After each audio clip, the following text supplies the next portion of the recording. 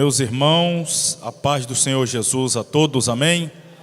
Vamos estar de pé para orarmos e darmos início ao nosso segundo capítulo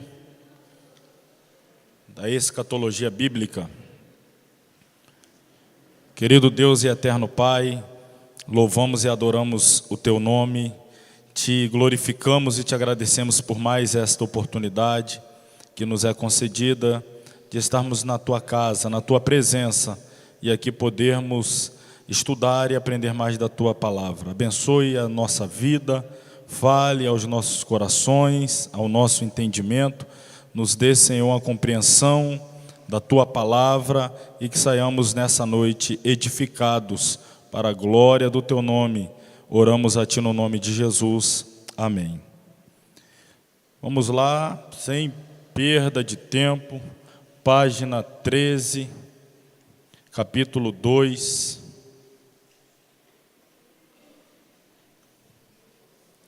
Sinais dos tempos.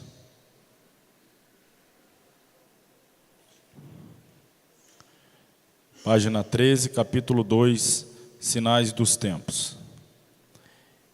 Entende-se por sinais dos tempos conjunto de acontecimentos previamente ordenados por Deus e registrados antecipadamente nas Escrituras Sagradas, com o objetivo de alertar os fiéis com respeito à proximidade da vinda de Cristo. Os sinais acham-se distribuídos nos seguintes tópicos: natureza, política, sociedade, família, espiritualidade cristã, falso messianismo, efusão do Espírito, renascimento de Israel como povo de Deus, dentre outros. Bom, nós vamos falar hoje sobre os sinais dos tempos. Sinais dos tempos está muito relacionado aos sermões, ou ao sermão profético de Jesus. E este sermão, para que ele seja bem compreendido, ele precisa ser analisado à luz das respostas que Jesus deu a uma tríplice pergunta que fora feita a ele. Então, vamos abrir a nossa Bíblia em Mateus 24. Mateus, Evangelho segundo Mateus, capítulo de número 24.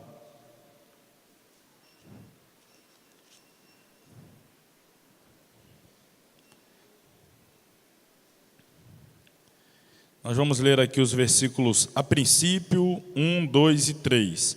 Depois você continue com a sua Bíblia aberta e nós vamos ainda fazer alguns comentários dentro do sermão profético, porque aqui está a base dos sinais, da revelação sobre os sinais que antecederiam o arrebatamento da igreja, a grande tribulação, naturalmente também, enfim, os sinais dos tempos.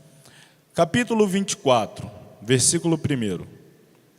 E quando Jesus ia saindo do templo, aproximaram-se dele os seus discípulos para lhe mostrarem a estrutura do templo. Jesus, porém, lhes disse: não vedes tudo isto?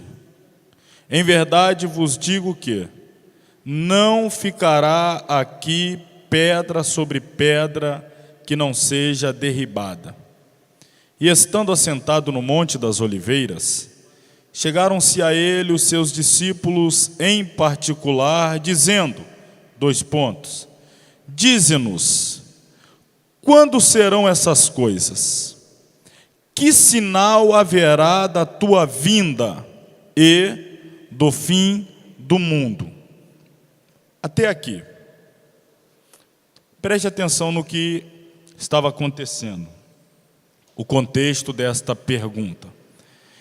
Jesus está saindo do templo, acompanhado pelos seus discípulos, e ao saírem do templo, os discípulos olham para aquela obra magnânima, o templo que fora reconstruído no período de Zorobabel, mas que já vinha há aproximadamente 40 anos sendo adornado e embelezado na administração de Herodes o Grande. Então o templo ele estava passando já há algum tempo por reformas que fez com que ele ficasse esplêndido, belo, não como o templo de Salomão, mas era uma estrutura que chamava a atenção, muito bela. E os discípulos então olharam para o templo e comentaram com Jesus: olha que templo belo, magnânimo. E Jesus disse para os discípulos o seguinte: vocês não estão vendo a estrutura deste templo? Eu vos afirmo que não ficará aqui, falando do templo, pedra sobre pedra que não seja derribada. Jesus então profetizou a destruição do templo, a derribada do templo. Aí então, depois que eles saíram do pátio, a região da esplanada do templo, atravessaram o ribeiro, ou o vale de Cedron, era um ribeiro, hoje já não é mais. De frente do monte do templo, há um outro monte, fica frontal ao monte do templo, que é o Monte das Oliveiras. Então eles seguiram para o Monte das Oliveiras, e de lá eles têm uma visão panorâmica do templo, ou tinha naquela época, hoje não tem o templo, tem a mesquita de Omar, o Domo da Rocha, mas do outro lado do Monte das Oliveiras, aí tem o vale e tem a esplanada do templo, uma visão privilegiada do templo. E ali no Monte das Oliveiras eles perguntaram a Jesus. Agora preste atenção, a pergunta está aqui, ó. E estando assentado no Monte das Oliveiras, lá do outro lado, de frente para o templo, chegaram-se a ele, a Jesus, seus discípulos em particular, dizendo: dize-nos, quando serão essas coisas? De que coisas os discípulos estão questionando a Jesus? Quando aconteceria? Ora, está questionando o que Jesus havia acabado de pronunciar quando estavam saindo do templo. Jesus disse que o templo seria derribado, não ficaria pedra sobre pedra, o templo viria ao chão. Eles perguntaram: quando serão essas coisas? Em outras palavras, quando é que o templo vai ser derribado? Isso é uma pergunta. Segunda pergunta: que sinal haverá da tua vinda? Essa é a segunda pergunta. Terceiro: e do fim do mundo? Você há de convir que uma coisa é a destruição do templo, outra coisa é a vinda de Jesus, outra coisa é o fim do mundo. Cada uma está distante da outra, irmãos, milhares de anos.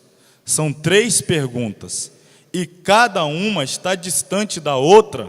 A resposta de cada uma destas 3 perguntas dista uma da outra milhares de anos. Por exemplo, a destruição do templo ocorreu quando?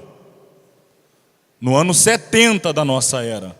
Então vamos falar assim de forma aproximada, arredondada, já tem quase 2000 anos que o templo foi destruído.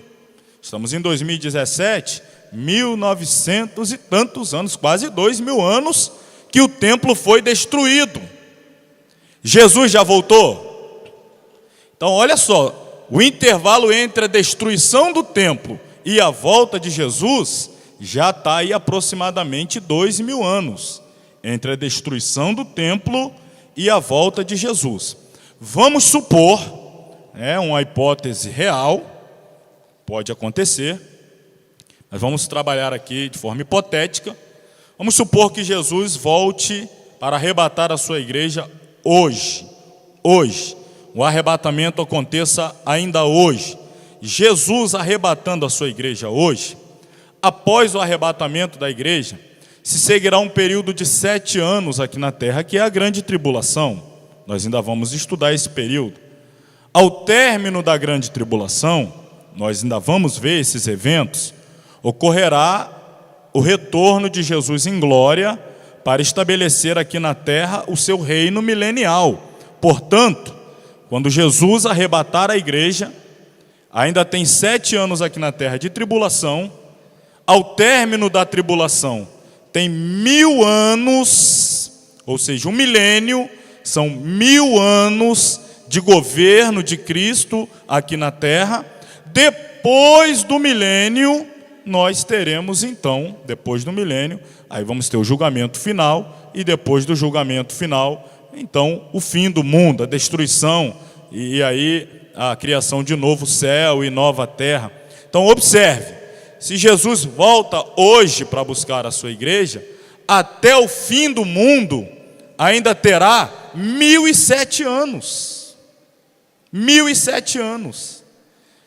Antes, destruição do templo, depois da destruição do templo, 2000 anos, depois desses 2000 anos aproximadamente, a volta de Jesus, depois da volta de Jesus, pelo menos 1007 anos até o fim do mundo. Então perceba, a distância entre um evento e outro são de milhares de anos. Este ponto aqui é fundamental para nós entendermos a resposta de Jesus, porque ele foi perguntado sobre 3 eventos distintos. Que sinais, ou melhor, quando essas coisas acontecerão? Destruição do templo, sinal da tua vinda, sinal do fim do mundo. Aí nós temos a resposta de Jesus, que é o sermão profético, que nós vamos estudar, os sinais dos tempos. Só que cabe a nós agora separar dentro da resposta de Jesus, quando é que ele está respondendo acerca da destruição do templo, quando é que ele está respondendo acerca da sua volta, e quando é que ele está respondendo acerca do fim do mundo. Se a gente mistura as coisas, aí é que está o problema. O irmão Ronaldo já está rindo ali, né? Concorda? Se misturar, dá problema. Você quer ver um exemplo? Vou dar um exemplo. A Bíblia diz assim, um exemplo. Quando este evangelho do reino for pregado em todo o mundo, então virá o fim. Quando o evangelho do reino for pregado em todo o mundo, então virá o fim do mundo, o fim do mundo. Aí alguém diz assim, Jesus não vai voltar antes do evangelho ser pregado no mundo inteiro, porque a Bíblia diz que o evangelho tem que ser pregado no mundo inteiro, mas diz que tem que ser pregado antes do fim do mundo, não da volta de Jesus. E entre a volta de Jesus e o fim do mundo, acabei de falar para vocês, nós temos um intervalo de 1007 anos. Quando é que o evangelho do reino vai ser pregado em todo o mundo? Justamente no reino milenial de Cristo. Todo mundo vai ter ciência, conhecimento do evangelho do reino, porque o rei estará reinando. E ao final desse período, então virá o fim. Então esta é uma das questões que cabe a nós diferenciar quando é que está falando da volta de Jesus, quando é que está falando do fim do mundo, quando é que a resposta de Jesus tem a ver com os sinais referentes à destruição do templo. Aí é que está a questão. Ele vai responder a tríplice pergunta, mas ele não segue uma ordem. Na resposta de Jesus ele não segue uma ordem. Ele vai respondendo, e a gente é que tem que agrupar as respostas dentro de cada uma destas 3 perguntas que os discípulos fizeram. Então, veja bem, pega aí a sua Bíblia, versículo 4. Jesus respondendo disse-lhes, acautelai-vos, que ninguém vos engane. Muitos virão em meu nome, dizendo eu sou o Cristo, enganarão a muitos. Ouvireis de guerras, rumores de guerras, olhai, não vos assusteis, porque é mister que isso tudo aconteça, mas ainda não é o fim. Porquanto se levantará nação contra nação, reino contra reino, haverá fomes, pestes, terremotos em vários lugares, mas todas essas coisas são o princípio das dores. Então vos hão de entregar para serdes atormentados, matar-vos-ão, serei odiado de todas as gentes por causa do meu nome. Nesse tempo muitos serão escandalizados, trair-se-ão uns aos outros, e uns aos outros se aborrecerão. Surgirão muitos falsos profetas, e enganarão a muitos. Por se multiplicar a iniquidade, o amor de muitos se esfriará, mas aquele que perseverar até o fim será salvo. E este evangelho do reino será pregado em todo o mundo, em testemunho a todas as gentes, então virá o fim. Veja, ele respondeu aqui sobre a destruição de Jerusalém, sobre a volta dele e sobre o fim do mundo. Só que nós temos intervalos, como eu mostrei a vocês, entre um evento e outro. E este aqui é o grande detalhe da interpretação do sermão profético de Jesus. Depois a Bíblia, aí, as epígrafes até nos ajudam. Por exemplo, a partir do versículo 15, a epígrafe diz assim: o sermão continua, a grande tribulação. É assim que está na sua Bíblia? A maioria está assim. O sermão continua, a grande tribulação. Aí ele vai falar: quando, pois, virdes que a abominação da desolação, de que falou o profeta Daniel, está no lugar santo. Estudamos semana passada, 70 semanas de Daniel, a desolação do templo, a abominação do templo. Agora, está dentro da parte do sermão profético de Jesus, que tem a ver com a tribulação. A igreja terá sido arrebatada antes. A igreja não presenciará a desolação do templo, a abominação do templo, o reinado do anticristo, a quebra do tratado de paz com Israel. A igreja não presenciará estes eventos, porque ela terá sido arrebatada antes. Então, só para que se tenha aqui uma ideia. Chega aqui no versículo 29, o sermão continua, a vinda do Filho do Homem. Esta parte aqui do sermão já fala do fim da grande tribulação, quando Jesus vem em glória para estabelecimento do milênio. Isso aqui já não é o arrebatamento, pois o arrebatamento ocorreu antes da tribulação. E aí você vai perceber que esses eventos têm a ver com a vinda de Jesus em glória para estabelecimento do milênio. E aí depois, então, a partir do versículo 36, ele faz algumas exortações à vigilância. Mas ele já terminou ali a sequência dos eventos. Destruição do templo, vinda de Jesus, fim do mundo. O sermão é concluído dentro da sequência de eventos e depois ele segue com algumas parábolas para exortar a vigilância, algumas mensagens, para despertar a vigilância e assim sucessivamente. Então, da forma como está aí no seu material, no seu livro, eu coloquei aqui os slides para a gente acompanhar por aqui.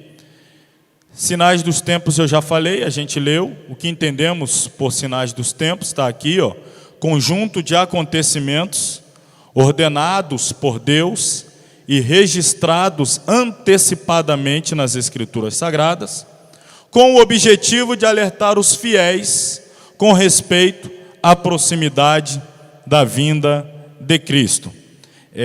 Eu fiz a separação dos sinais por grupos, tá? Porque Jesus vai falar de forma simultânea.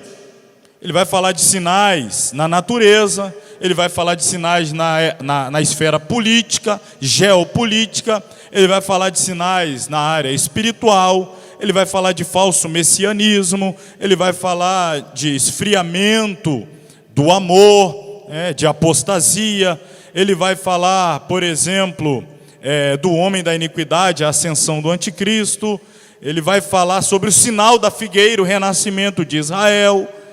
Ele fala de várias coisas. Eu separei por grupos, começando pela natureza. Jesus afirmou que um dos sinais que marcariam, ou que precederiam a sua vinda para arrebatar a sua igreja, seriam desastres naturais, em larga escala. Desastres naturais em larga escala. Então ele vai falar de furacões, aliás, furacão não vai dizer, terremotos. Vai falar da desordem no sistema natural, da natureza. Vai falar de terremotos, vai falar de pestes. A gente trouxe aqui, cada vez mais se ouve falar de terremotos. Terremotos sempre aconteceram. Até na Bíblia há relatos de terremotos. Existiram terremotos até mesmo antes de Cristo. Tem um relato bíblico de um terremoto nos tempos do rei Uzias, terremoto. Tem relatos de terremoto, por exemplo, numa região que é muito comum, ali na região do Mar Mediterrâneo, onde Paulo e Silas em Filipos estavam, e houve um grande terremoto. Terremotos sempre aconteceram. Porém, a quantidade de terremotos em curto espaço de tempo, o poder de destruição dos mesmos, o impacto dos mesmos nos locais onde eles ocorrem, e o poder de destruição é que tem sido cada vez maior. Eu coloquei aí, por exemplo, dá uma olhada aí, acho que na página 14.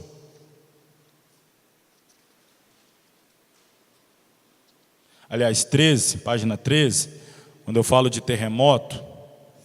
Este sinal continua a manifestar-se em várias partes do mundo. Se compararmos estatisticamente o número de terremotos ocorridos, veremos que, do nascimento de Jesus até o ano de 1900, aconteceram menos terremotos do que entre 1901 e 1908. Ou seja, estatisticamente, a quantidade de terremotos são cada vez maiores em menor espaço de tempo.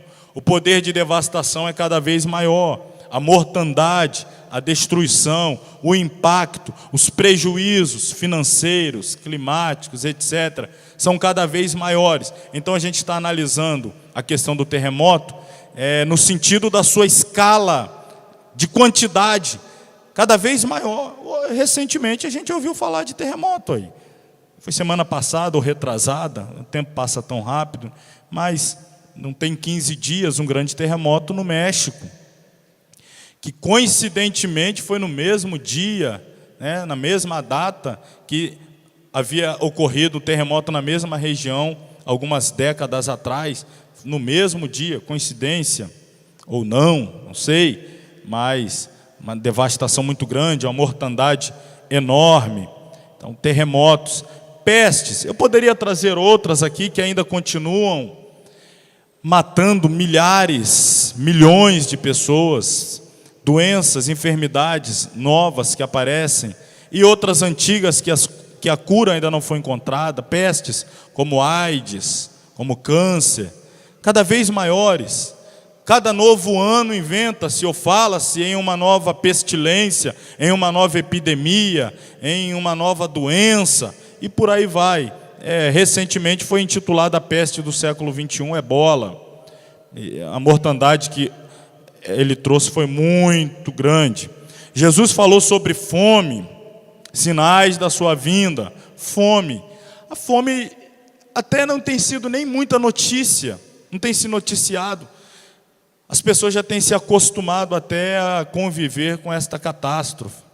Pessoas morrendo de fome em um planeta que produz alimento suficiente para alimentar toda a população terrestre, e ainda assim, vergonhosamente, milhões de pessoas morrem de fome no mundo. Mas cada vez mais as pessoas se preocupam e se importam cada vez menos com isso, por conta do esfriamento do amor, a preocupação egoística de cada um. Então, a fome é uma realidade. Jesus profetizou que aconteceria em larga escala, antecedendo a sua vinda, e nós temos visto isso acontecer, fome pelo mundo. Na área política, Jesus profetizou alguns sinais que antecederiam a sua vinda. Vocês percebam que eu não estou falando aqui da primeira parte da resposta da profecia, concernente à destruição de Jerusalém, porque já não é profecia, já aconteceu.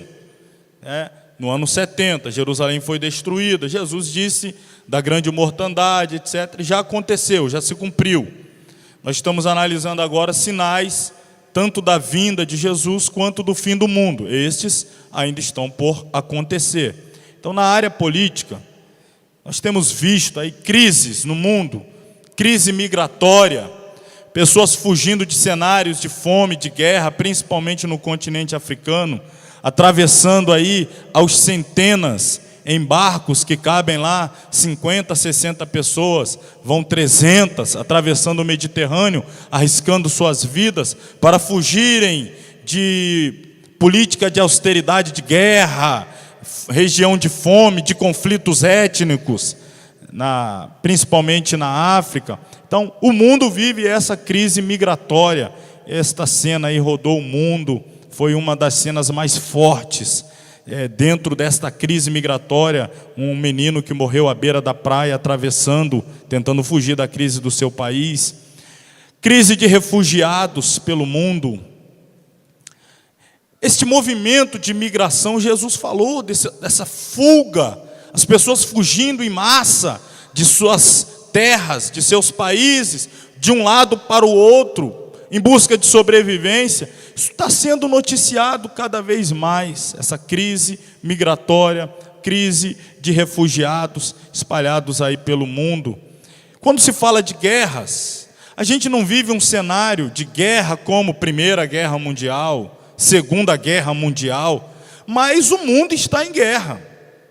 Existem ou guerras de classe, guerras religiosas, como esta do Estado Islâmico, que está em guerra contra alguns países ocidentais, ou mesmo do Oriente, regiões que são região cristã, e aí o Estado Islâmico, esta guerra religiosa está acontecendo. Então, são guerras, rumores de guerra. Nós temos aí o país da Síria, que já vai, não sei agora quantos anos que está vivendo aquela guerra civil.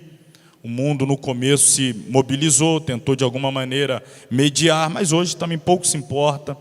Rumores de guerra, o mais recente rumor de guerra, a gente vive nesse clima de guerra aí, entre Estados Unidos e Coreia do Norte, ameaça de ambos os lados, testes de mísseis, testes nucleares. Irmão, coisa absurda, Coreia do Norte mandando míssil, atravessando por cima do território da Coreia do Sul, do Japão, para cair no mar do Japão, fazendo testes, e os Estados Unidos ameaçando um conflito armado, e do outro lado esse doido aí, esse camarada é doido, ele diz que está preparado, pode vir. E olha, o exército da Coreia do Norte é um dos exércitos do mundo mais bem armados, preparados. E a gente vai falar mais na frente, em outra aula, quando nós falarmos dos reinos do norte, que marcharão contra Israel, batalha do Armagedon, e aí um cenário montado por esses países do norte de Israel, que estão ao norte de Israel, como por exemplo a China, a Rússia, que são aliados da Coreia do Norte, hoje estão também aplicando algumas sanções por pressão da comunidade internacional, principalmente Estados Unidos e a comunidade europeia. Então estão aplicando algumas sanções, mas eles são já de longa data parceiros. Coreia do Norte, China, Rússia, são esses países que a Bíblia fala sobre eles, Gog e Magog, países que marcharão contra Israel na última grande batalha, batalha do Armagedon. Essa aula, eu acredito que amanhã a gente já vai chegar nessa parte da aula aí sobre a grande tribulação, o final dela. Então, esse cenário da Coreia do Norte se armando, se preparando, é um cenário profético que cabe e que merece toda a nossa atenção. Semana passada, aliás, semana retrasada, no discurso na Assembleia Geral Ordinária da ONU, dia 19, Donald Trump, ele discursou fazendo ameaça de destruir completamente a Coreia do Norte. O Brasil, ele sempre, tradicionalmente, ele abre a Assembleia Geral da ONU, é o primeiro a discursar.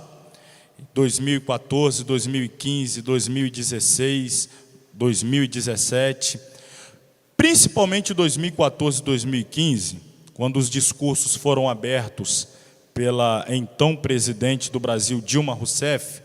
No discurso de abertura da Assembleia Geral da ONU, a Dilma, nesses 2 anos, ela defendeu o Estado Islâmico, ela defendeu os árabes, naquela disputa pelo território de Israel, e desde que o PT estava à frente do governo, o Brasil sempre estreitou os seus laços com os países árabes, com as nações que são contrárias a Israel, e o Brasil sempre vem votando contra Israel e a favor das nações árabes.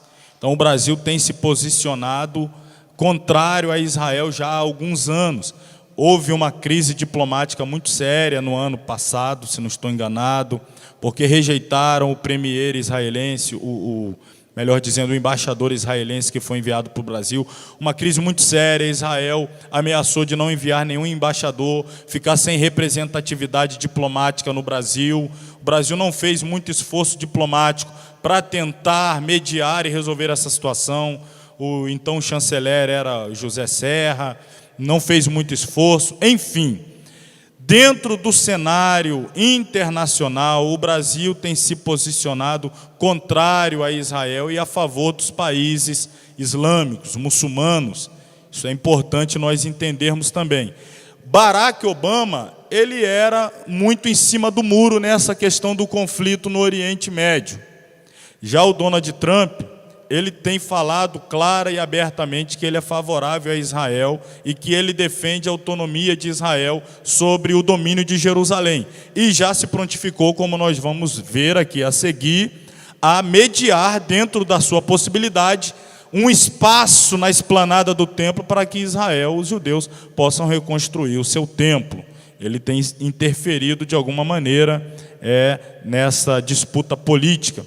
E isso aí, quando da visita dele a Israel, ali no Muro das Lamentações, que é o que ficou do muro que cercava o templo foi derribado, como Jesus profetizou, que não ficaria pedra sobre pedra no templo. Mas havia um muro que cercava a esplanada do templo de Jerusalém. Deste muro sobrou um pedaço do muro ocidental, que é o chamado Muro das Lamentações. É tudo que restou do templo, não do templo, mas da área do templo. Por isso este é tido como o local mais sagrado para os judeus, o Muro das Lamentações. É a última lembrança, é o último resquício, é o que restou de toda a região do templo, esplanada, muro que cercava, é tudo que eles têm. Do outro lado do Muro das Lamentações, na esplanada, está hoje uma mesquita muçulmana, está um templo árabe, de adoração ali a Maomé, a Alá. Então, os judeus ainda não construíram o seu templo, porque ali tem um templo muçulmano edificado. Precisa de muita mediação política. Esta mediação política ela tem acontecido e tem cada vez se aquecido mais. E aí eu coloquei a visita do presidente americano, Donald Trump, a Israel, poderá trazer grandes mudanças para o país e afetar as negociações de paz entre israelenses e palestinos. Bom, Jesus falou também sobre sinais na sociedade.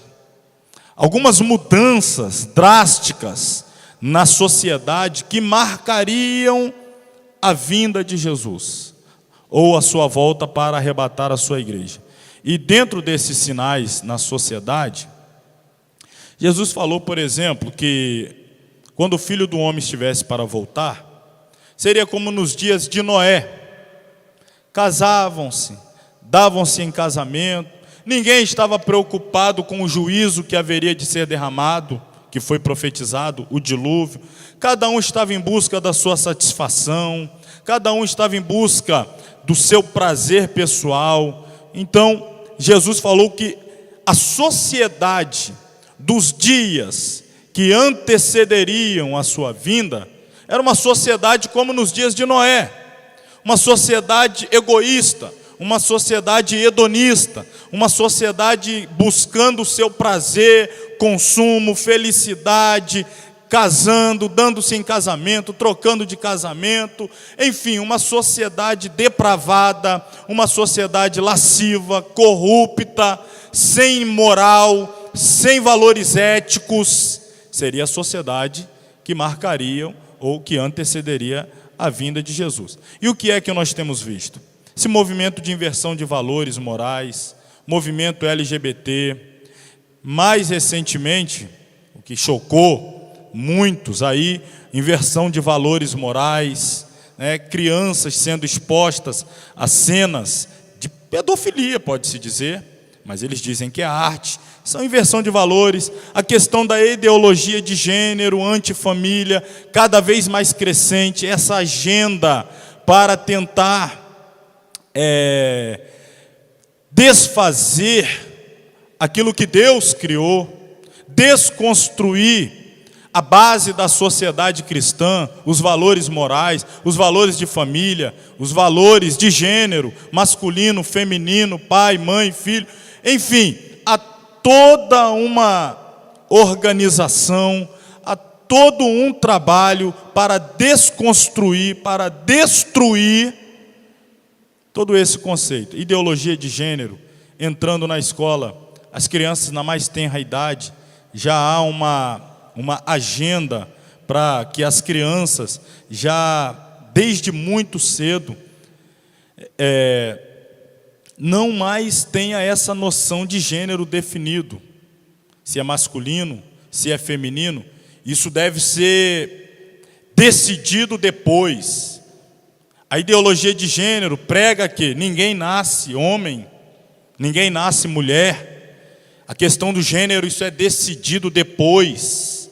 A pessoa decide. E como é que ela decide? Ela deve ser apresentada a todas as formas de relacionamento, para que ela se decida que tipo de gênero ela quer assumir. Então são os transgêneros, né?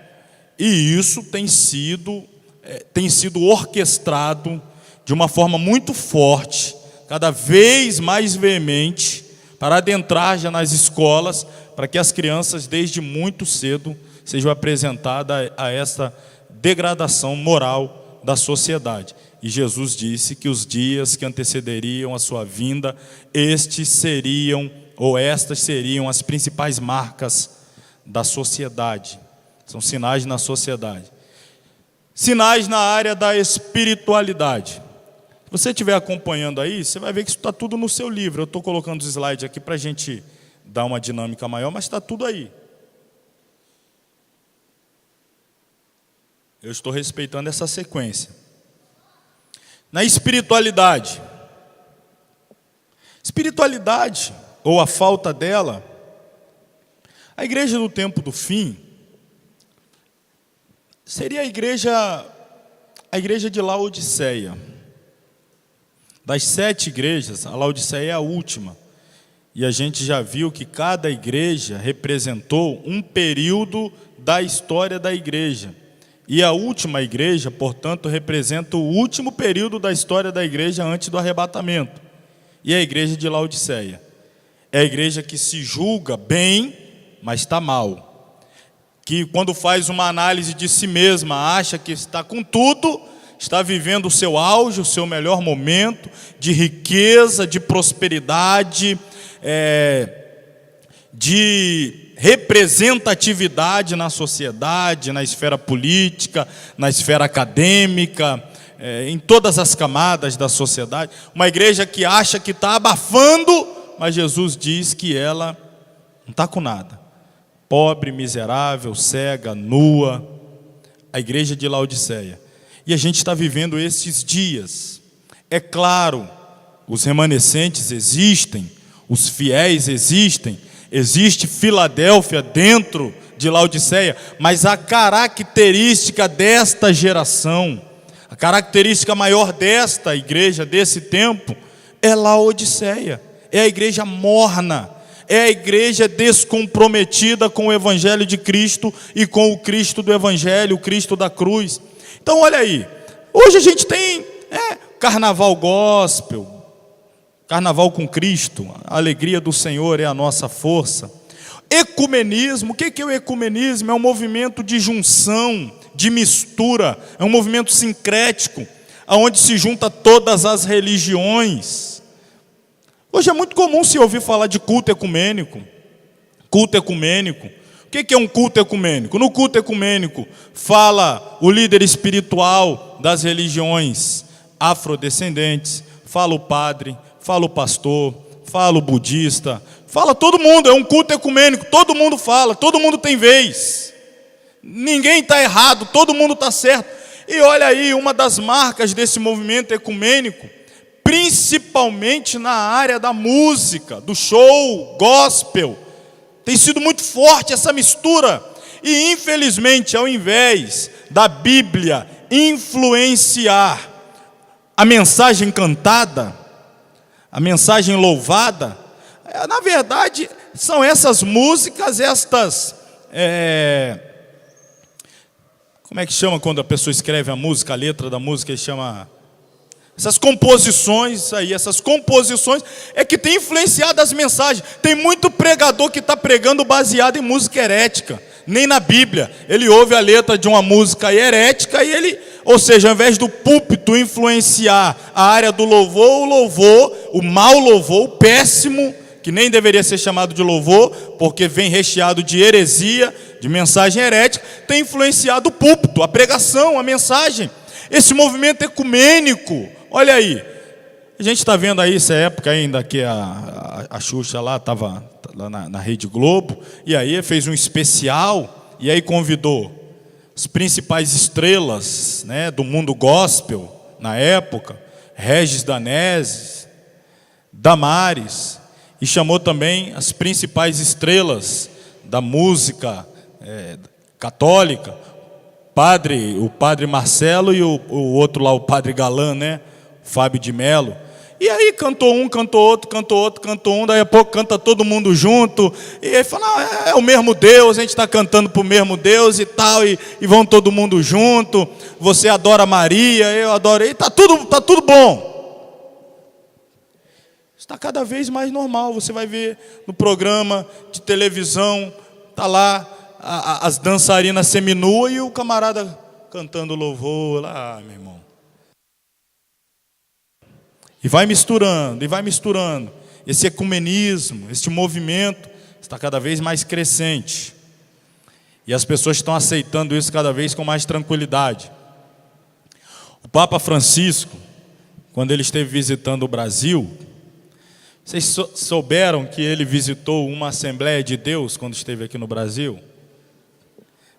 Ele esteve dentro de uma Assembleia de Deus e rezou lá dentro. Agora eu não estou apontando para outra igreja não, foi dentro de uma Assembleia de Deus. Ele foi convidado para estar lá, para abençoar o povo, e ele rezou a Ave Maria cheia de graça, dentro da Assembleia de Deus. Foi notícia no mundo inteiro. Claro, por onde o Papa passa, né? A notícia no mundo inteiro. Os canais de TV, internet, noticiaram a passagem dele por uma região, se eu não me engano, uma região dominada pelo tráfico no Rio de Janeiro. Se eu não estou enganado, foi na favela de Manguinhos. E ali passando e tal, com todo o aparato policial, militar, foi até dentro de uma Assembleia de Deus, e ali ele rezou pela comunidade e tal, fez um movimento ecumênico.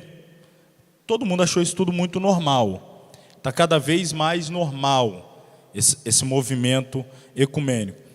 Jesus falou sobre falsas doutrinas. Esse aqui não fala falsa doutrina não, né? Só trouxe uma das dele aí.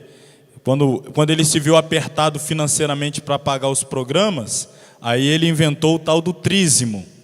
Tem que dar 10 em nome do Pai, 10 em nome do Filho e 10 em nome do Espírito Santo. É 30%. O pessoal já está sonegando o dízimo. E ele ainda veio com a história do trízimo. Trízimo. Dá para você? O trízimo. Unção do esquecimento para largar vício. Quem viu esse daí? Ungiu cigarro. Ungiu cigarro no púlpito, um monte de maço de cigarro, ungiu, passou óleo e mandava as pessoas depois fumar aquele cigarro. Pessoas que eram escravas do vício do cigarro, fumavam o cigarro que ele ungiu, para depois ser liberta do vício do cigarro. Você já fumou um cigarro ungido? Se vir para o seu lado, não fuma não. E aí está lá no púlpito da igreja, ele ungiu e o camarada fumando. tossia, e a igreja é para glorificar de pé e tal, aquela baderna toda lá. Jesus falou sobre falsos cristos. O mais famoso deles aí no Brasil é o débil mental Henri Cristo. Esse camarada não pode ser normal. De jeito nenhum. Falsos ensinamentos, a teologia da prosperidade. Eu falei do falso Cristo aqui no Brasil, que é o Henri Cristo, mas esqueci agora qual país da América Central que tinha ele já morreu. Eu esqueci o nome dele agora. Ele se intitulava Jesus Cristo Homem, a encarnação de Cristo. A religião dele passou em várias reportagens. As pessoas, inclusive, tatuavam no corpo 666. Ele disse que quando ele, que é a reencarnação de Cristo, quando ele revelou a João, no Apocalipse, sobre o 666, João interpretou errado. Então ele voltou para explicar que o 666 não era ruim, era bom. Então as pessoas tatuavam 666. Aí ele disse que ele era a encarnação de Cristo. Ele voltou para estabelecer o reino dele, porque quando ele veio não completou a obra na primeira vinda, então ele voltou para completar. E olha, milhões de seguidores na América Central e até no Brasil. Em São Paulo tinha igreja desse cidadão aí.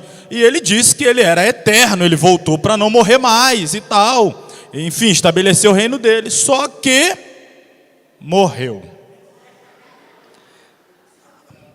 Aí o que fazia? Aí a esposa dele, ele era o Jesus Cristo homem, a reencarnação de Cristo. A esposa dele disse que antes dele morrer, ele colocou o Espírito Santo dentro dela e que ela ia gerar depois uma outra pessoa que ia dar continuidade à obra e tal e tal. Enfim, a igreja não acabou, o pessoal continuou seguindo ela sendo agora como se ela fosse o Espírito Santo que ficou e depois ia gerar descendência e enfim, ia continuar. Irmão, essas coisas acontecem pelo mundo afora, essas aberrações, essas heresias. E Jesus falou sobre falsos cristos e eles estão por aí e com milhares de seguidores, às vezes milhões. Falsos ensinamentos, a teologia da prosperidade é mais famoso dos falsos ensinamentos. A gente vai trazendo coisas aqui que são notórias no território nacional, como por exemplo, esse contraste. Jesus lavou os pés dos discípulos e a bispa lá, ela colocava os pés para os fiéis fazer fila e tocar no pé dela e receber um milagre. E, claro, para poder tocar no pé dela tinha que deixar uma oferta no altar, para poder tocar o pé dela.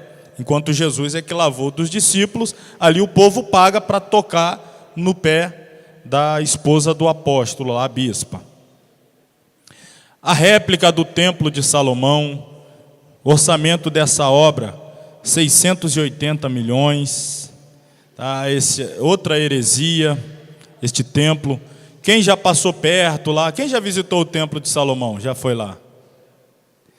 É de graça, só paga para poder visitar outras áreas lá, que é a área do Jardim do Sepulcro, uma área lá do não sei do que ele inventou lá para trás e tal, aí paga para fazer esse turismo, mas para participar das reuniões, bom, de graça entre aspas, né? Depois que a porta fecha lá atrás e começa o negócio lá dentro, deixa o cidadão quase sem nada.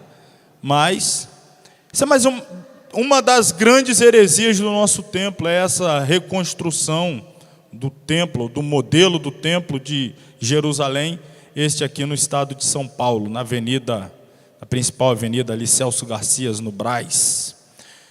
Escarnecedores, Jesus falou sobre eles, fundadores da igreja, 2 pastores que se casaram, pastores entre aspas, o casamento deles, eles têm uma igreja, se eu não me engano, no Rio de Janeiro, tem muitos membros. Foram eles que escreveram a tal Bíblia gay, foram os responsáveis pela Bíblia Graça sobre Graça, que está dando muito polêmica, processos para quem critica essa Bíblia. Tudo aquilo que falava contrário ao homossexualismo foi retirado. e outras coisas foram acrescentadas nessa Bíblia, graça sobre graça. Eles são os responsáveis por esta Bíblia. Recentemente, isso aí foi esse ano, uma igreja inglesa ordena o primeiro pastor que não é nem homem nem mulher. Ele é indefinido, o gênero dele, pastor dessa igreja. Voltando aqui para o Brasil, nós temos aí a Ana Holder, que fez muito sucesso, se é que podemos assim dizer, na década de 90, início dos anos 2000, pregando pelo Brasil, grandes congressos, testemunhando, inclusive, de sua libertação do lesbianismo, contando o testemunho, e tempos depois, aí ela volta às práticas do lesbianismo e se casa, duas pastoras, entre aspas, a igreja Refúgio, ali em São Paulo, uma igreja com muitos gays, lésbicas. Jesus falou sobre os escarnecedores. Se você vê vídeos hoje dela no YouTube, ela faz zombaria com as mensagens que ela pregava no passado, ela critica as igrejas, como Assembleia de Deus, Deus é amor, chama esse pessoal de fanático, ridículo e tal. Enfim, os humilha nos vídeos dela, escarnece, zomba e está lá pregando hoje como pastora de uma igreja de homossexuais em sua maioria.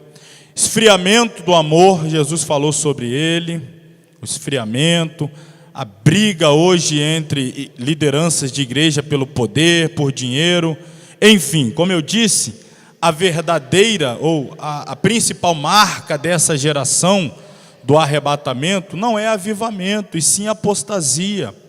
Claro que existem os avivamentos pontuais, existem pessoas avivadas, mas falar de uma geração do avivamento, na verdade a marca característica da geração pré-arrebatamento é mais apostasia do que avivamento. Existem pessoas avivadas, igrejas locais avivadas, existem, mas a igreja no seu aspecto amplo, no seu aspecto mundial, a marca característica é a apostasia. O apóstolo Paulo, por exemplo, escrevendo a sua primeira epístola a Timóteo, capítulo 4, versículo 1, ele diz: mas o Espírito expressamente diz que, nos últimos tempos, apostatarão alguns da fé, dando ouvidos a espíritos enganadores e doutrinas de demônios. Lucas 18, verso 8, parte B: quando, porém, vier o Filho do Homem, porventura achará fé na terra? Sinal de apostasia, falta de fé, descrença, descredibilidade na igreja, no cristianismo, na Bíblia. São marcas características da geração do fim. Para que se tenha ideia, no Brasil, esse número já está até ultrapassado. Este número que eu estou apresentando aqui já está até ultrapassado. Mas o último censo do IBGE já se contava 42 milhões de evangélicos no Brasil.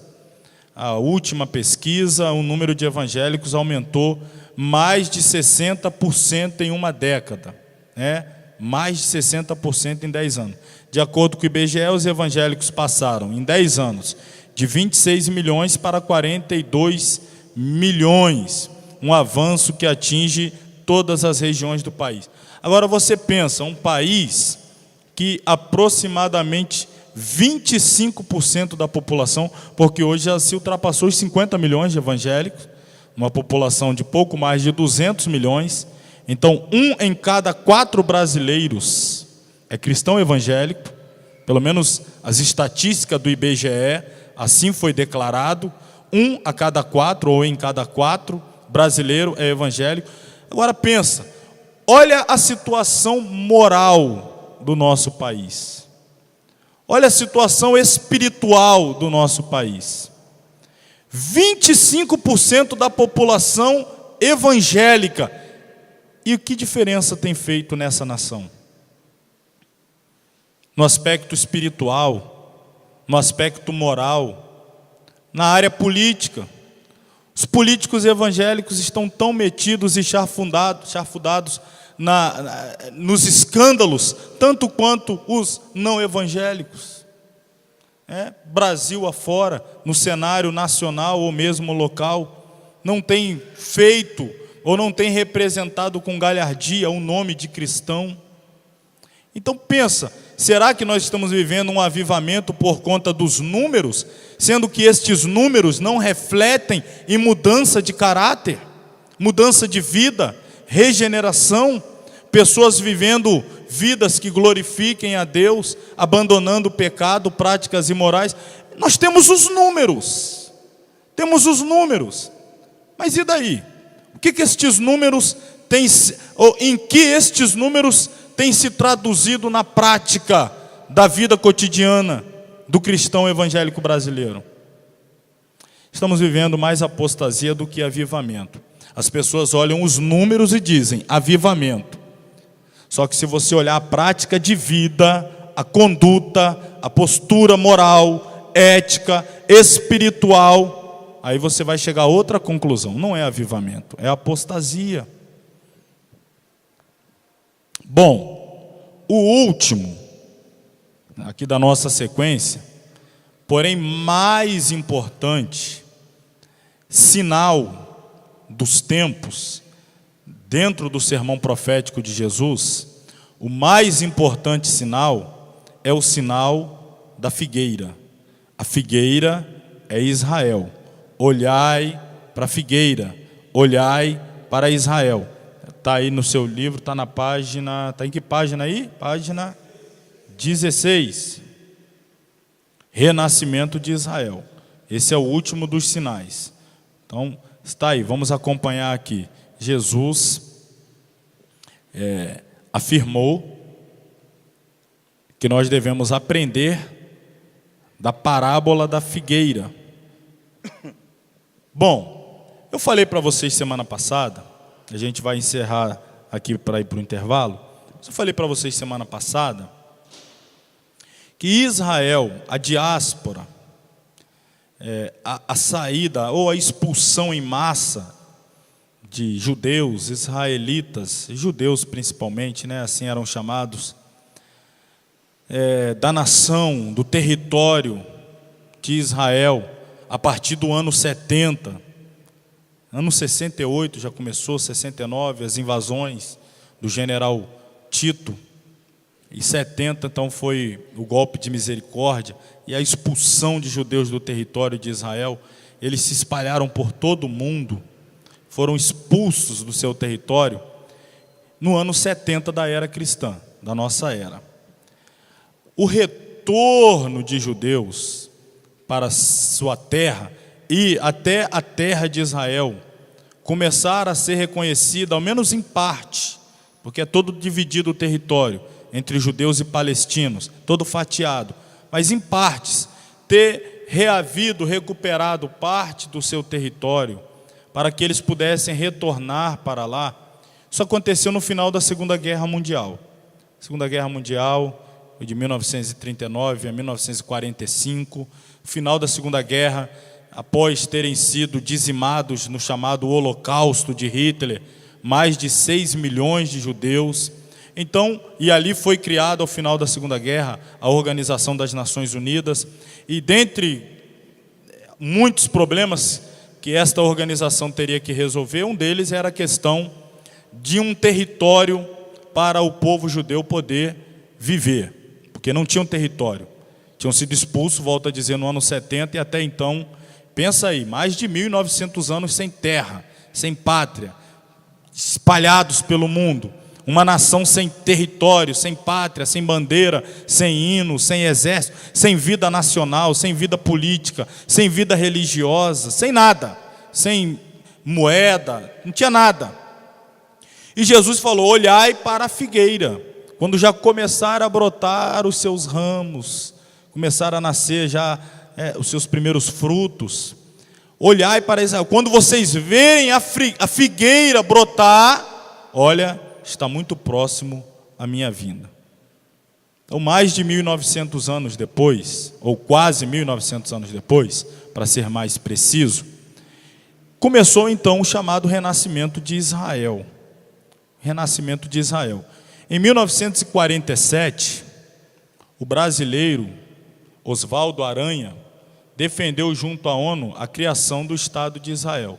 vários representantes de várias nações votaram, favorável, contrário, e o governo, a nação brasileira, representada na ONU por Oswaldo Aranha, este gaúcho, na época votou favorável à criação do Estado de Israel. E a partir de então começaram a organizar a criação do Estado de Israel. Israel foi recriado ou renasceu como nação exatamente no dia 14 de maio de 1948. 14 de maio de 1948. Ano que vem, então, vai completar quantos anos? Não, agora já tem 69. Ano que vem, em 2018, 70 anos. Estamos aí batendo uma geração, desde a criação do Estado de Israel. Estamos aí, né, essa primeira geração. Estamos vivendo esses dias dessa geração. Bom, um outro fator muito forte, uma evidência muito grande da proximidade de Jesus, é o renascimento de Israel e a criação recente do chamado Instituto do Templo. Qual o objetivo desse instituto? O Instituto do Templo de Jerusalém, ele foi criado para realizar pesquisas e para produzir os objetos, ou reproduzir os objetos, visando a reconstrução do templo. Este instituto, ele mobilizou judeus do mundo inteiro. Ele tem um site, você pode ver esse site, você pode buscar na internet, o site do Instituto do Templo. Ele contabiliza, inclusive, as doações de judeus do mundo inteiro que estão investindo neste projeto da reconstrução do templo. Judeus de Manhattan, né, riquíssimos de Nova York, judeus magnatas do mundo inteiro. Inclusive, um judeu brasileiro enviou muito dinheiro para lá. O Silvio Santos, é conhecido, o nome artístico dele aí, Silvio Santos, judeu, conhecido brasileiro, enviou muito dinheiro também e ajudou a muitos judeus que quiseram retornar para Israel, para repovoar a nação, o território. Então, o grupo de judeu começa a arrecadação para a construção do terceiro templo. O Instituto do Templo propõe campanha online para reconstruir o templo bíblico. Você pode entrar lá, volta a dizer na internet, que você vai acompanhar em tempo real essas arrecadação. O movimento pela reconstrução ganhou novo fôlego quando foram retomados sacrifícios rituais no local. Depois, novos sacerdotes e levitas foram treinados pelos rabinos para recomeçar os rituais descritos no Antigo Testamento. Por fim, anunciou-se que todas as 102 peças do interior do templo já estão prontas, incluindo o véu de separação do Santo dos Santos. A Arca da Aliança, altar do incenso, altar do holocausto, mesa dos pães, propiciatório, bacia, as espevitadeiras, os garfos, a indumentária, as vestes. Eles já fizeram o levantamento de pessoas da tribo de Levi, fizeram aquela busca meticulosa nos arquivos, pegaram esses levitas, já foi dado treinamento, eles já fizeram como que uma espécie de simulados de sacrifícios levíticos, sacrifício de animais, já está tudo pronto, eles já estão preparados, todos os instrumentos, todas as peças do tabernáculo, ou do templo, melhor dizendo, os levitas, todos preparados. Um novo sinédrio já foi criado, já tem um presidente desse novo sinédrio, o líder espiritual, não tem o nome dele aqui, mas isso é matéria recente também do Mensageiro da Paz. Folha de São Paulo também noticiou, tá? Jornal Folha de São Paulo, tudo pronto, eles só não têm o templo. Eles só não têm o templo. A questão é a política da mediação com os palestinos para que eles possam ter um espaço para a construção do templo, porque não pode ser em qualquer lugar, tem que ser no lugar onde esteve o primeiro templo, onde esteve o segundo templo, e eles acreditam piamente que este lugar é onde hoje está a mesquita de Omar, o Domo da Rocha. Porém, esta mesquita, ela já tem rachaduras gigantescas, que dá para passar inclusive um braço. Muitos já estão dizendo que a qualquer momento este templo islâmico que lá está, ele pode cair. Aquela região também é uma região de incidência de terremotos. Aquele templo, um tremor pequeno de terra pode trazer, derrubar aquele templo. Olha, de vez em quando você vai ver noticiar conflito de judeus que tentam entrar naquele território para poder fazer as suas orações, e aquele território ali é sagrado para os palestinos, e eles expulsam, a polícia israelense entra em cena. Teve, acho que foi ano passado, um judeu que foi esfaqueado ali dentro, e aí houve um conflito muito forte, e de vez em quando o negócio esquenta, diminui, porque eles estão brigando o tempo todo, querendo espaço para construir o templo. E este templo sendo edificado, é o templo que vai ser profanado pelo anticristo. E tudo isso aí está às portas. Estes sinais estão em evidência. Nós estamos vendo tudo isso acontecer diante dos nossos olhos, nos nossos dias. Judeus de todo mundo comemoraram, semana retrasada, Rosh Hashanah. O que é isso? É o ano novo do calendário judaico. Dia 21 de setembro, eles comemoraram a chegada do ano 5778, e este número traz para ele uma grande consideração profética.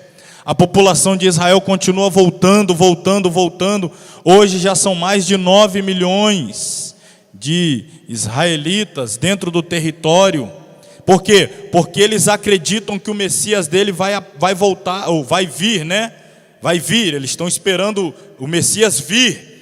Eles acreditam que é nesse tempo, é essa geração que vai ver a vinda do Messias, aquele que vai libertá-los dessas crises, desses conflitos com o palestino, que vai dar a eles o território, vai fazer o tratado de paz, vai liderar Israel na autonomia política. Esta é a visão do vale dos ossos secos. Israel, depois que foi espalhado no ano 70, ficou como este vale de ossos secos, mas o profeta viu a reconstrução nacional. Ele viu Israel se juntando, voltando para o mesmo lugar, cada osso se juntando ao seu osso. São os judeus do mundo inteiro voltando, é o vale se levantando. Daí a pouco ele viu os ossos, os esqueletos, ele viu a carne, ele viu o nervo, ele viu todo o exército de pé, mas só faltava uma coisa: não tinha o espírito. Ou seja, tem vida nacional, tem vida política, tem vida militar, tem vida econômica, tem vida acadêmica, tudo isso foi restaurado, mas estava faltando a restauração espiritual. Só isso que está faltando.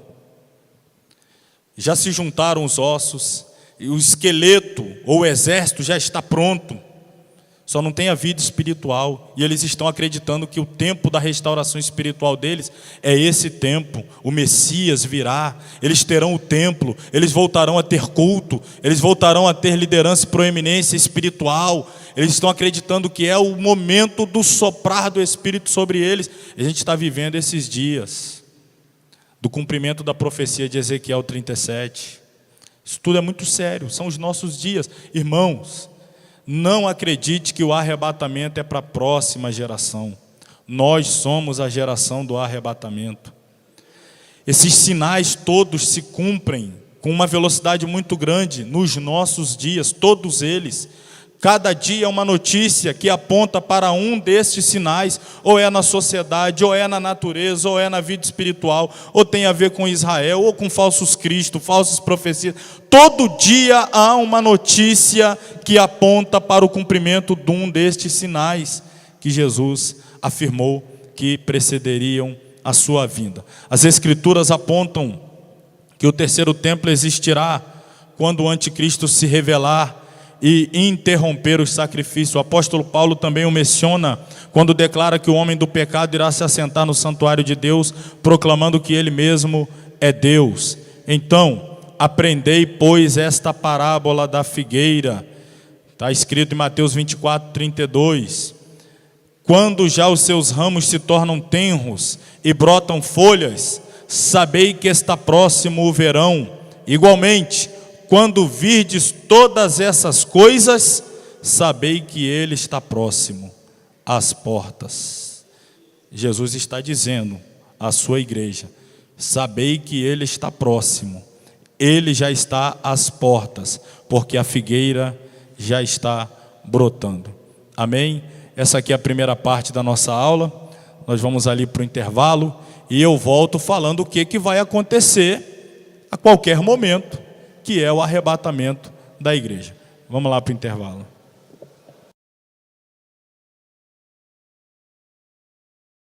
Amém, irmãos. Vamos retornar, página 17, o arrebatamento da igreja.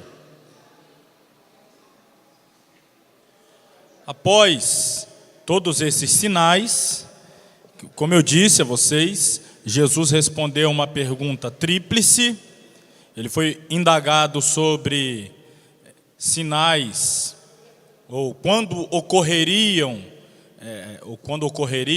a destruição do templo, a tomada de Jerusalém. Primeira pergunta, né? Quando ocorrerão essas coisas? Derrubada de Jerusalém, destruição do templo. Que sinais haverá da tua vinda e do fim do mundo? Então foram 3 perguntas distintas. Sobre a derrubada de Jerusalém, ele respondeu e já aconteceu. A segunda questão, sinais da volta dele para arrebatar a igreja, e ele apontou alguns sinais que nós já mostramos aqui, na natureza, na sociedade, na política e, sobretudo, o sinal da figueira, o Estado de Israel, o renascimento de Israel. Todo esse cenário montado, está pronta a plataforma para o arrebatamento da igreja. Não falta mais nada a se cumprir para que a igreja venha a ser arrebatada. Só falta a igreja ser arrebatada. Os sinais se cumpriram.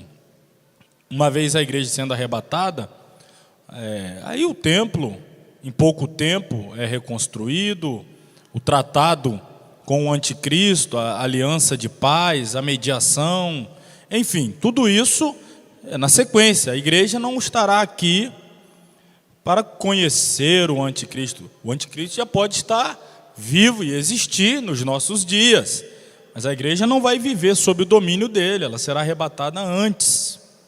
A igreja não estará aqui para sofrer a perseguição implementada pelo anticristo, a igreja será arrebatada antes. Paulo diz na sua primeira epístola aos Tessalonicenses, capítulo 4, versículos 16 e 17, porque o mesmo Senhor descerá do céu com alarido e com voz de arcanjo e com a trombeta de Deus, e os que morreram em Cristo ressuscitarão primeiro. Depois nós, os que ficarmos vivos, seremos arrebatados, juntamente com eles nas nuvens, a encontrar o Senhor nos ares, e assim estaremos sempre com o Senhor. Arrebatados. Esta palavra deriva do grego harpazo e significa capturar, pegar à força, reivindicar para si mesmo ansiosamente. A palavra descreve a ação do Espírito Santo ao transferir Felipe de um lugar para o outro, e de Paulo sendo arrebatado ao paraíso. Então, o arrebatamento sugere o exercício de uma força rápida e repentina. Este evento tão aguardado, também conhecido como a bem-aventurada esperança, dar-se-á por ocasião da segunda vinda de Jesus.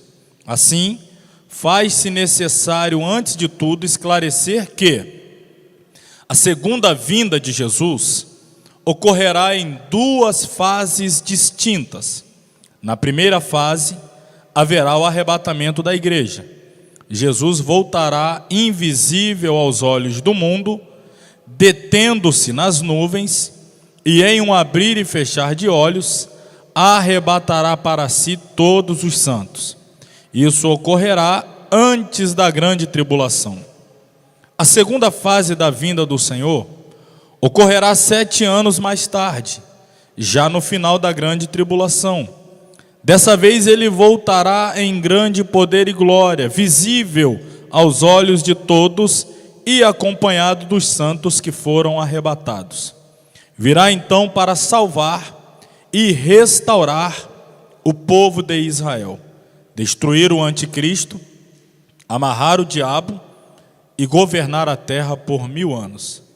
Entendamos melhor, utilizando o quadro a seguir, a diferença entre estas 2 fases distintas da segunda vinda de Jesus. Então, eu fiz aqui um box, um quadro. De um lado, a primeira fase, que é o arrebatamento. Do outro lado, a segunda fase, que é quando ele volta para estabelecer o milênio. Naturalmente, entre um e outro evento, nós temos um intervalo de 7 anos, os quais no céu, para a igreja, representarão tribunal de Cristo e bodas do Cordeiro, e para os que estiverem na terra, é o período da grande tribulação. Então, algumas diferenças entre a primeira e a segunda fase da vinda de Jesus: arrebatamento e manifestação gloriosa. O arrebatamento se dará nos ares. Cristo vem para aqueles que lhe pertencem. Na manifestação gloriosa, Cristo vem à terra com aqueles que lhe pertencem. O arrebatamento, todos os crentes são transformados e recebem novos corpos. Já na manifestação gloriosa, não há transformação alguma de corpos. No arrebatamento, os crentes são levados à casa do Pai. Na manifestação gloriosa, o reino de Cristo é estabelecido na terra. O arrebatamento, a terra não é julgada. Já na manifestação gloriosa, Cristo julga os habitantes da terra. Claro que a gente está falando que a terra não é julgada no arrebatamento, mas sofre com a grande tribulação. Arrebatamento, a igreja estará no céu. Na manifestação gloriosa, Cristo institui seu reino na terra. O arrebatamento pode ocorrer a qualquer momento, é iminente. A manifestação gloriosa não ocorrerá antes do fim da grande tribulação. O arrebatamento afeta apenas os crentes, já a manifestação gloriosa afeta toda a humanidade. O arrebatamento é um acontecimento que traz alegria. A manifestação gloriosa trará lamentação. O arrebatamento acontece antes do dia da ira, que é a grande tribulação. A manifestação gloriosa ocorre depois da grande tribulação. Arrebatamento, ou no arrebatamento, Satanás não é mencionado. Na manifestação gloriosa, ele é preso por 1000 anos. No arrebatamento acontecem as bodas do Cordeiro. Na manifestação gloriosa, a noiva desce com o noivo à terra, já na condição de esposa, inclusive. O arrebatamento dá início à grande tribulação e a manifestação gloriosa dá início ao reino milenial de Cristo. Vamos ver aqui alguns slides, inclusive alguns eu já até falei. Então, arrebatamento, esse texto aqui a gente já leu. Arrebatar, do grego harpazo, já falamos também. As duas fases, acabei de falar. Pergunta: quando será o arrebatamento da igreja? Essa é uma pergunta que não quer calar, né? A resposta a essa pergunta tem a ver com a doutrina bíblica da iminência. Iminência. O que é iminência? Não é eminência. A pessoa eminente é uma pessoa que tem um status, que tem a certa honra. Um evento iminente é um evento que a qualquer momento pode acontecer, que está às portas. Então, a doutrina bíblica da iminência da volta de Jesus significa o seguinte: Cristo pode voltar a qualquer instante. A resposta, quando se dará o arrebatamento da igreja, é: Cristo pode voltar a qualquer instante. Ou seja, o arrebatamento é o próximo evento no cronograma profético de Deus. Hebreus 10:37 diz assim: porque ainda um poucochinho de tempo, e o que há de vir virá e não tardará. Imaginem, o autor da epístola aos Hebreus, há quase 2000 anos atrás, disse que faltava um poucochinho de tempo. A epístola escrita pelo apóstolo João, ele diz assim: filhinhos, é já a última hora. Se na época dele já era a última hora, agora é o quê? É os últimos segundos, os milésimos de segundo. Estamos vivendo aí esse poucochinho de tempo. A palavra poucochinho é a tradução do grego micron. Micron é pequena porção de qualquer coisa, é micro, curto, breve, sem demora, nadinha, quase nada. Olha o que ele diz: falta um poucochinho de tempo, e o que há de vir virá. A igreja primitiva vivia nesta expectativa. A igreja de Tessalônica, para que se tenha ideia, os crentes de Tessalônica abandonaram tudo, seus empregos, a sua vida social, suas aspirações, seus projetos de vida, pararam tudo para ficar esperando Jesus. Eles acreditavam piamente que eles eram, ou fazia parte da geração do arrebatamento. Paulo assim os ensinou, Paulo assim pregava, Paulo assim dizia: nós, os que ficarmos vivos por ocasião da vinda do Senhor, assim ele ensinava, seremos transformados. Então, Paulo acreditava, Pedro acreditava, João acreditava, o autor da epístola aos Hebreus assim acreditava. Por que que a igreja do século 21 tem vivido como se Cristo nunca fosse voltar? A qualquer momento o arrebatamento da igreja acontecerá. No momento, num abrir e fechar de olhos, ante a última trombeta, porque a trombeta soará, e os mortos ressuscitarão incorruptíveis. E olha o que Paulo diz: e nós seremos transformados. A rapidez desse evento, Paulo diz que é no momento, num abrir e fechar de olhos. A palavra grega para designar a rapidez desse momento é átomos. Rapidez, né? No momento, átomos. Átomos é algo que não pode ser cortado em dois, ou dividido, indivisível, de um momento de tempo incalculável. Então, a velocidade do arrebatamento não dá para calcular. É milionésimos de segundo, é algo assim, já foi. Então, essa história de, quando Jesus voltar, no arrebatamento eu peço perdão, eu mudo, eu me conserto. Não vai dar tempo. Não vai dar tempo. O tempo, aliás, é hoje, é agora, é já. O momento ou ocasião do arrebatamento é uma fração de milésimo de segundo incalculável. Desta forma, o arrebatamento da igreja será tão veloz e súbito que a duração de tempo em que ocorrer não pode ser humanamente calculado. Outra pergunta, a gente falou aqui de quando, né? Quando, a qualquer momento, a velocidade do evento, né? Incalculável. A pergunta: Jesus sabe quando voltará? Isso aqui nós já explicamos também quando do estudo da cristologia, falamos sobre a divindade de Jesus, e ser divino implica em ter os atributos exclusivos da divindade, dentre os quais onisciência. Se ele é Deus, ele é onisciente, sabe todas as coisas. Naturalmente, quando se fez homem, o Senhor Jesus passou pelo processo que a Bíblia chama de kenosis. Ele se aniquilou.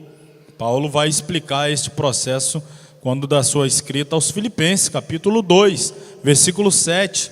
Está aqui em grego, né, original, e já traduzido. Mas a si mesmo se esvaziou, tomando a forma de doulos, escravo, é um servo escravo. Foi a forma que Jesus assumiu. Então, na terra, o homem-deus sujeitou-se temporariamente às limitações humanas, e foi nessa condição temporária que ele declarou não saber quando se daria o arrebatamento. Com a vitória cabal alcançada na cruz, não foi por acaso que declarou: é-me dado todo o poder no céu e na terra. A palavra poder aqui é exoxia.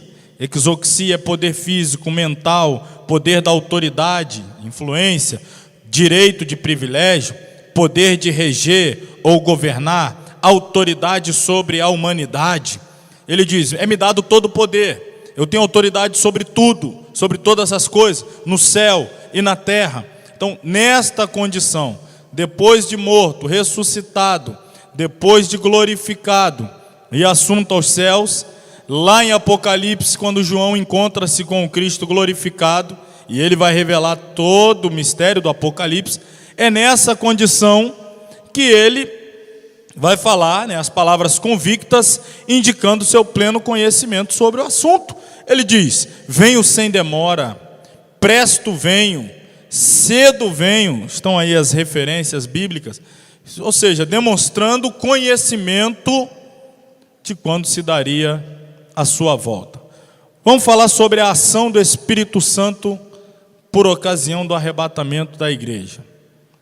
Será o Espírito Santo na função de amigo do noivo, pelo seu extraordinário poder, o responsável por ressuscitar, transformar e levar todos os santos ao encontro de Cristo nas nuvens. Irmãos, é um poder inimaginável. Pegar todos os mortos que morreram em Cristo, pessoas que já de centenas, milhares de anos, não há resquício do corpo físico, e esse corpo ser ressuscitado, transformado, o nosso corpo, nosso que estivermos vivos, transformados, juntos, os que morreram em Cristo, precedendo os que estão vivos, e depois nós indo ao encontro do Senhor Jesus nos ares, tudo isso numa fração de milionésimo de segundo. Esta ação do Espírito Santo extraordinária, ele sabe onde está cada salvo, cada partícula do corpo de um santo que morreu em Cristo, e juntar todos eles, transformar, levá-los ao encontro do Senhor Jesus nos ares.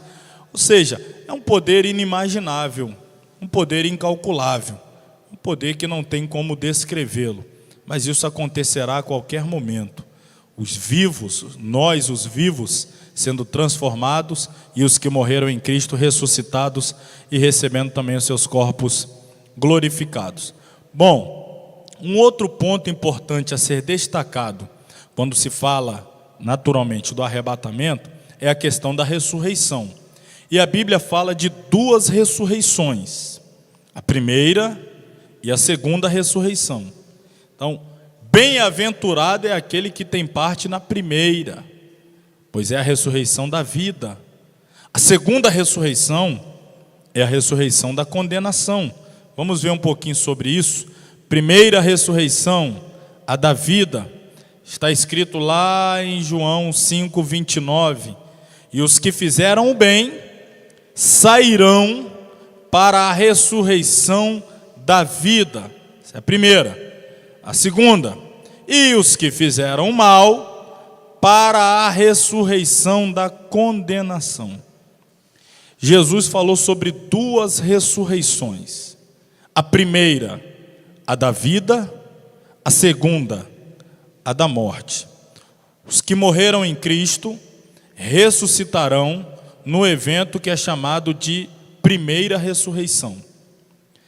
Os que morreram sem ter as suas vidas regeneradas, resgatadas, ou seja, não morreram em Cristo, eles não participarão da primeira, participarão da segunda ressurreição. E esta segunda ressurreição é a ressurreição da condenação. E esta só ocorrerá no final do milênio, para o comparecimento diante do grande trono branco, para receber então a sentença do juízo final. Os salvos, portanto, que morreram em Cristo, participam da primeira ressurreição e não da segunda. Vamos ver Apocalipse 20, vai fazer essa distinção. Apocalipse capítulo 20.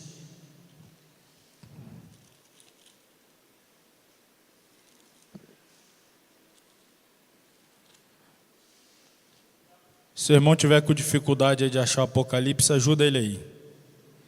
Capítulo 20, hein? Versículo 4 a 6. Versículos 4, 5 e 6. E vi tronos, e assentaram-se sobre eles aqueles a quem foi dado o poder de julgar.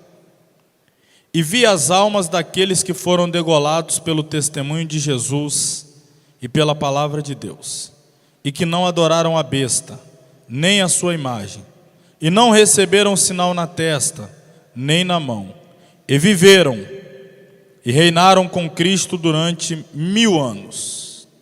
Mas os outros mortos não reviveram, até que os 1000 anos se acabaram. Esta é a primeira ressurreição. Bem-aventurado e santo aquele que tem parte na primeira ressurreição. Sobre estes não tem poder a segunda morte, mas serão sacerdotes de Deus e de Cristo, e reinarão com ele 1000 anos. Então, a primeira ressurreição, ela se completa no final da grande tribulação, antes do milênio, para reinarem com Cristo por 1000 anos. No final do milênio, a segunda ressurreição para a condenação. Então, quem faz parte da primeira ressurreição? Os que morreram em Cristo e os mártires da grande tribulação. A questão da grande tribulação, a gente já deve começar a falar sobre ela amanhã, e a gente vai entrar nessa etapa também dos mártires, aqueles que morrerem e se salvarem na grande tribulação e serão ressuscitados ao final da grande tribulação para reinarem com Cristo 1000 anos, assim como a igreja com Cristo por 1000 anos reinará. Qual será a situação na terra após o arrebatamento da igreja? Imagina, né? A igreja subiu, eu fiquei, e agora? Você já fez essa pergunta? Já se fez essa pergunta? Não gosta nem de cogitar, né? A hipótese. Imagina, e isso vai acontecer em algum lugar do planeta Terra. A igreja sendo levada em um momento em que algum lugar da Terra estará ocorrendo culto. Em algum lugar, dado aí os fusos horários, o dia, tal, em algum lugar vai estar ocorrendo culto. E a igreja fiel, verdadeira, santa, pura, imaculada, será levada. E muitos que fazem parte apenas da igreja nominal serão deixados. Imagina o desespero de ficar para trás no meio de um culto, perceber que o arrebatamento ocorreu no momento do culto e a pessoa foi deixada para trás. Imagina como será o clima na terra, engarrafamentos mundiais. Cadê o motorista desse carro? Foi levado. Catástrofes, né? No primeiro momento do arrebatamento vai ser pânico, mães à procura de seus filhos recém-nascidos, etc. Imagina, né? Parentes procurando outros parentes, esposa procurando esposo, esposo a esposa, aquele clima de incerteza, de insegurança, de medo, de terror, as ruas, o desespero, as respostas mais variadas, das mais absurdas, as mais esdrúxulas, nos canais de comunicação, desde um povo foi abduzido. Você sabe o que significa ser abduzido? Ser levado por extraterrestres. Foi os extraterrestres, levou um povo aí. Coincidentemente, o ZT levou o povo barulhento. Tirou. Não é só quem não é que é barulhento que vai subir, não. Só peguei o gancho do hino, né? Onde está aquele povo barulhento? Porque tem crente mudo que vai subir também. Era mudo, mas era crente. Enfim. Mas imagina o clima de incerteza, de insegurança, preocupação, catástrofes em escala mundial, incerteza, dor. Irmãos, a palavra que eu posso dar a cada um de nós é: estejamos, pois, preparados para o arrebatamento. Bom, eu tenho 10 minutos ainda e vou usá-los para a gente já começar a falar um pouquinho sobre o tribunal de Cristo. Você não pode perder tempo, não. Então, vamos lá falar do tribunal de Cristo. E aí amanhã a gente pega bodas do Cordeiro e já entra a grande tribulação.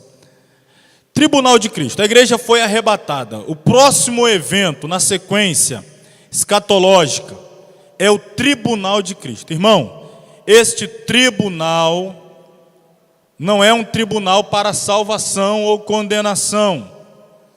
Neste tribunal será julgado as obras para galardão. Então, quem comparecerá neste tribunal? Os que forem arrebatados. Se foram arrebatados, foram salvos. Ninguém vai se perder ou vai ser condenado neste tribunal. Isso é um tribunal para julgamento de obras, com fins a galardoar aqueles que foram arrebatados. Eu já fiz comentários aqui em vezes passadas sobre o equívoco de uma peça que é muito popular, que é a peça aí que fala sobre mostre-me as tuas mãos, né? Mostre-me as tuas mãos.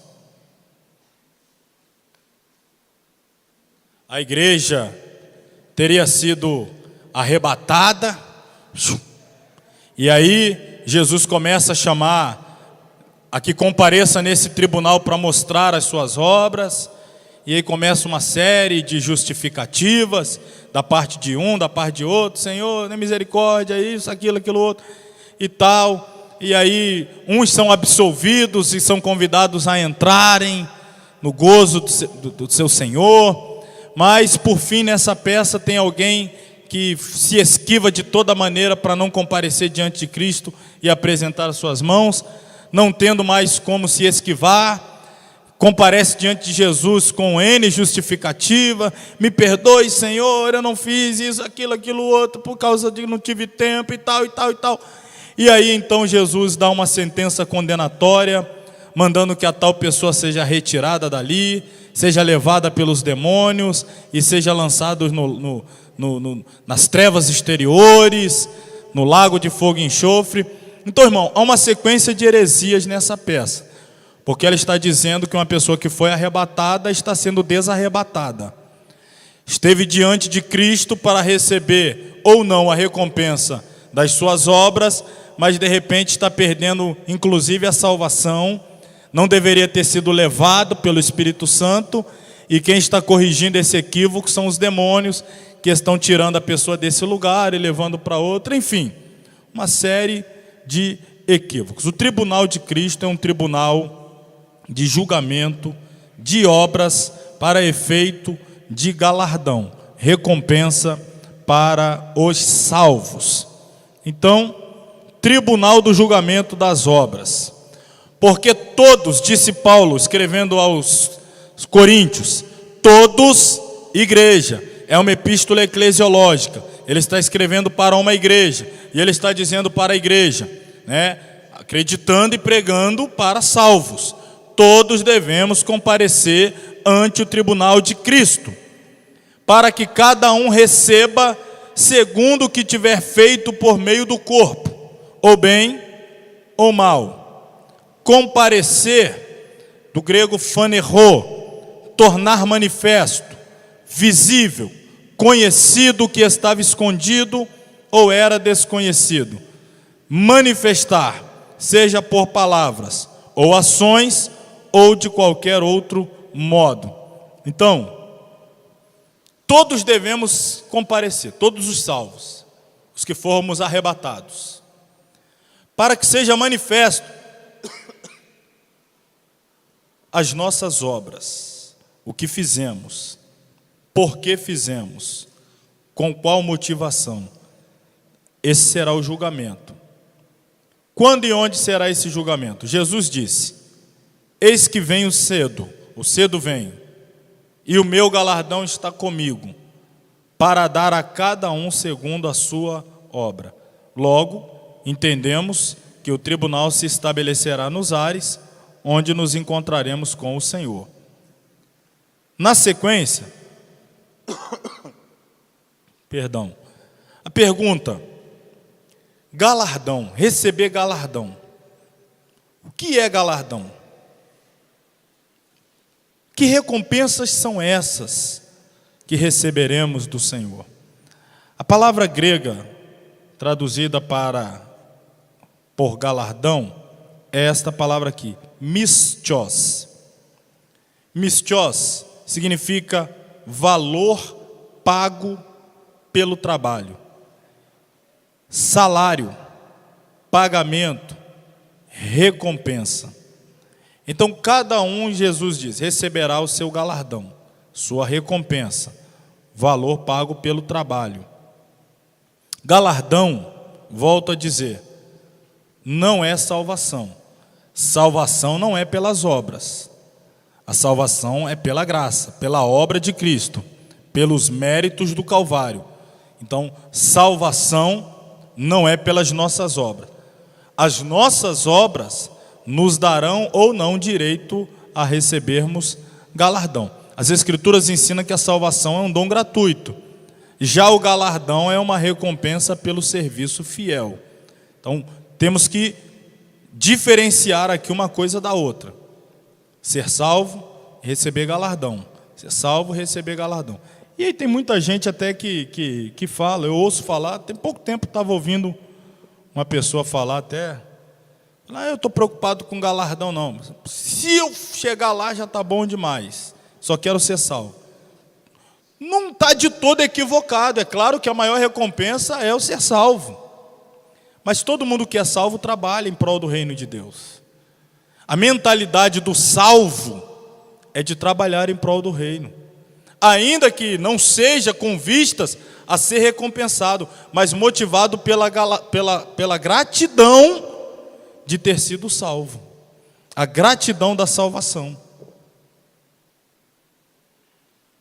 Quando uma pessoa já começa a dizer-se desmotivada a trabalhar em prol do reino de Deus, esta pessoa pode estar colocando em risco a sua salvação. Não que a salvação seja adquirida pelas obras, mas esta desmotivação de trabalhar, este pouco ou nenhum envolvimento com a obra de Deus e com o reino de Deus, isso daí pode ser um caminho aberto para retroceder, para retroagir, para entrar pelo caminho da apostasia. Então todo salvo deve ter em mente, no coração, o desejo de trabalhar para o rei. No afã de ser galardoado? Não necessariamente, mas motivado pela gratidão de ter sido salvo. Então, salvação é uma coisa, galardão é outra. Ninguém trabalha para ser salvo, mas trabalha porque é salvo. Ninguém trabalha para alcançar a salvação, mas em gratidão da salvação trabalha para o Senhor. Vamos falar agora dos critérios nesse julgamento. Quais são os critérios? Qual é a base do julgamento? Serão as obras e não os títulos. Ninguém vai ser recompensado porque era pastor, aí tem a recompensa de pastor, o outro tem a recompensa de evangelista, presbítero, apóstolo, bispo, conferencista. Não. O que vai estar sendo levado em consideração são as obras.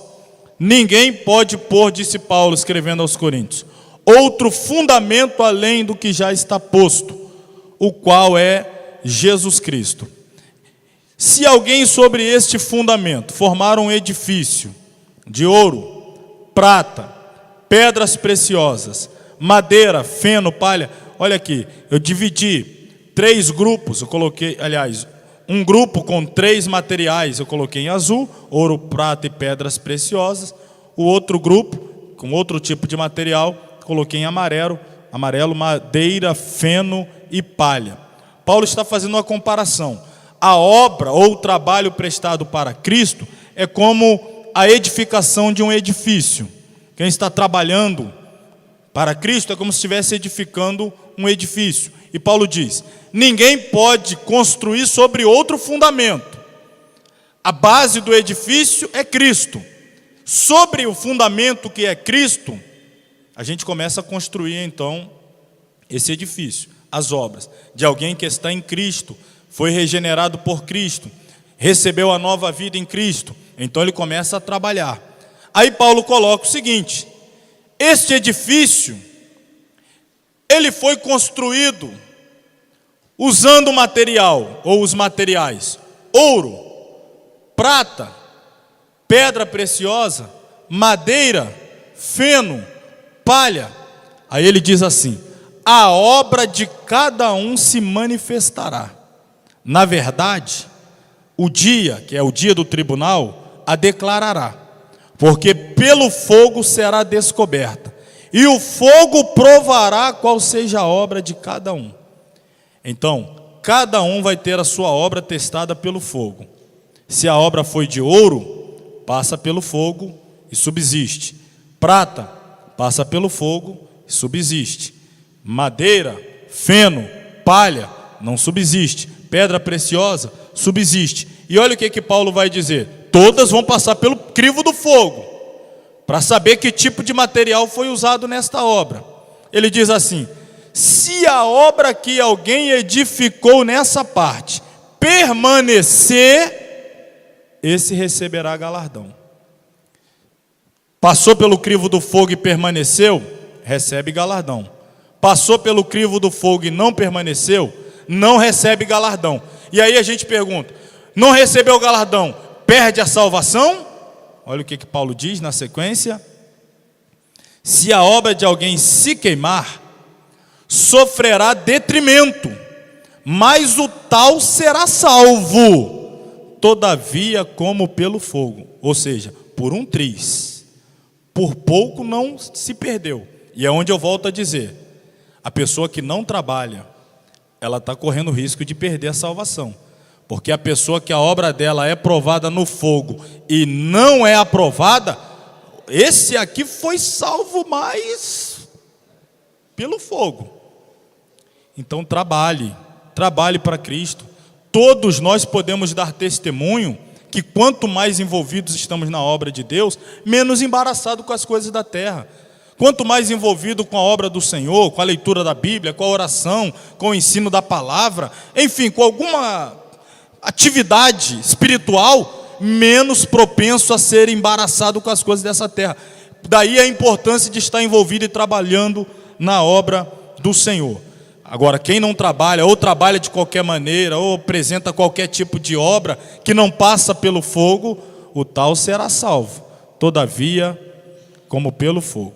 Então, neste tribunal, não apenas as obras dos crentes serão julgadas, mas sobretudo a motivação com que estas obras foram feitas. Como é possível descobrir-se a motivação do coração do homem? A resposta encontra-se no próprio texto: porque pelo fogo será descoberta. Eis aí o fogo em questão. Jesus vai sondar com seus olhos a obra de cada um, e os olhos de Jesus são olhos como chama de fogo.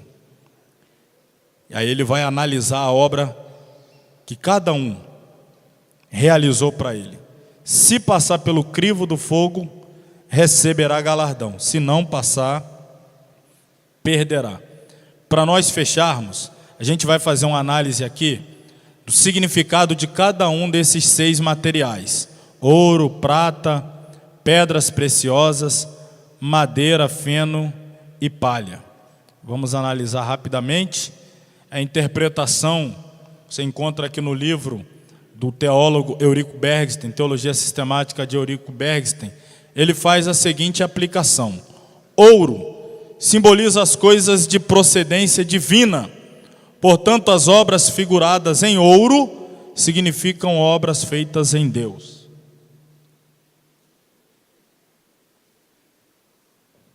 O que seria então uma obra de ouro? Feita em Deus, pelo poder de Deus, para a glória de Deus.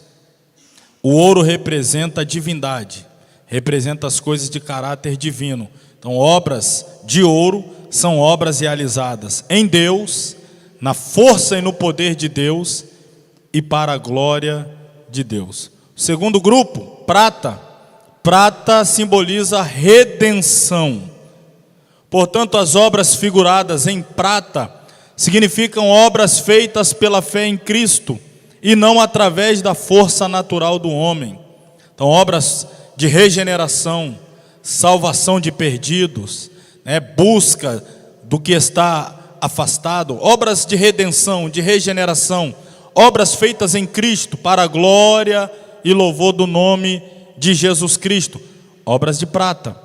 Terceiro grupo, ou terceiro tipo de obra, pedras preciosas, simboliza o Espírito Santo, os dons espirituais, pedras preciosas. Portanto, as obras figuradas em pedras preciosas significam obras feitas pelo poder do Espírito Santo, poder dos dons espirituais, guiado pelo Espírito Santo, orientado, conduzido, e tudo para a glória de Deus. Vamos à segunda tríade, a que não passará pelo crivo do fogo. Madeira simboliza as coisas humanas. Madeira é símbolo da humanidade, natureza humana, terrena, carnal, pois crescem de si mesma. Portanto, significa obras feitas na força do homem, para a glória do homem, para que o homem se apareça, para que o homem seja aplaudido. Tem muita obra que o homem faz para a glória dele, na força do homem, no poder do braço do homem. Esse tipo de obra não passa no crivo do fogo. Feno, tudo aquilo que carece de renovação. Quem somente trabalha por costume, mas sem renovar-se em Deus, alcançará resultado negativo no tribunal de Cristo. Feno é tudo aquilo que não se renova. Então tem gente que trabalha porque está acostumado, porque é obrigado, porque é exigido, mas já abandonou o primeiro amor. A igreja de Éfeso tinha obras. Conheço as tuas obras. Tenho, porém, contra ti que deixaste o teu primeiro amor. Trabalha, mas com motivação equivocada. Não é por amor, mas trabalha sem renovação espiritual. Finalmente, palha simboliza a instabilidade, pois é muito fraca. Portanto, as obras figuradas em palha significam obras instáveis, sem uma base forte, sem base bíblica, sem base espiritual. São obras de palha, são obras que não duram, que não permanecem. Essa aqui também sofrerá resultado negativo no tribunal. Conclusão: trabalhemos para o Senhor com integridade e pureza de coração, para que possamos dele ouvir: servo bom e fiel. Então vamos trabalhar, fazer obras, caráter de ouro, de prata e de pedra preciosa. Diga não a obras de madeira, de palha e de feno. Vamos trabalhar com sinceridade para a glória de Deus. Amém? Vamos ficar de pé então para orar. Obrigado pela paciência. Vou dar até um descanso para você. Você vai ter aí aproximadamente 22 horas de descanso. Só vai me ver de novo amanhã, 7h30. Amanhã a gente vai falar então das bodas do Cordeiro e da grande tribulação. O assunto nosso de amanhã. Vamos agradecer. Querido Deus e Pai, muito obrigado por ter nos ajudado na noite desse dia, nos abençoado, estendido sobre nós a Tua mão. Até aqui o Senhor tem nos ajudado, nos feito aprender e conhecer mais de Ti. Continue abençoando o Teu povo, a Tua igreja, nos leve em paz aos nossos lares, livra-nos de todo o mal. Nos dê, Senhor, uma noite de descanso e um dia também amanhã produtivo e na Tua presença. Permita que possamos nos encontrar amanhã uma vez mais, para continuarmos aprendendo da Tua palavra. É a minha oração no nome de Jesus. Que o amor de Deus, a graça do nosso Senhor e Salvador Jesus Cristo, a comunhão e a consolação do Espírito Santo, sejam com todos aqueles que amam e aguardam a breve volta do Senhor. E todos digam amém. Deus abençoe a todos, irmão.